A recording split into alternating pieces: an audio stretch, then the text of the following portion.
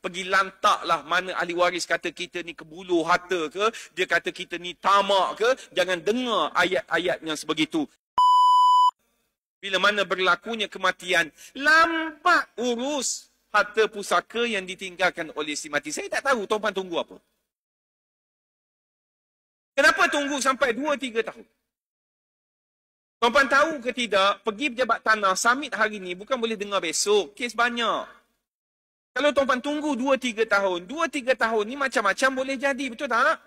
Maka bila mana berlakunya kematian, tuan-tuan hati-hati, maka dia akan berlaku lapisan yang seterusnya. Berlaku lagi kematian, lapisan yang seterusnya. Maka amat rumit sekali untuk kita selesaikan. Saya bimbang lalas sekali, tuan-tuan akan jadi fed up, tuan-tuan dan puan. Sebab itu penting. Mati hari ni, minggu depan dah boleh bergerak.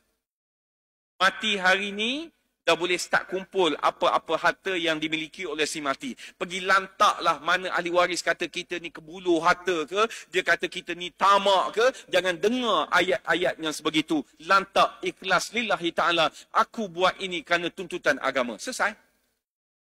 Sebab yang duk mengata tu kadang-kadang tuan-tuan dia tak belajar. Kan? Ayat kadang-kadang salah faham di antara kita. Tapi kalau belajar, faham, insya-Allah tuan-tuan dan puan selesai. Kan? Benda boleh settle. Patutnya dibuat awal sebab waktu itu adalah waktu kesedihan. Waktu itu semua tawaduk, redha semua sekali.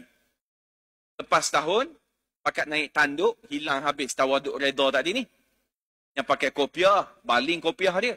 Yang pakai serban, luruh habis serban. Kenapa? Sebab nampak harta ni banyak sangat. Boleh? Boleh, tuan-tuan dan puan.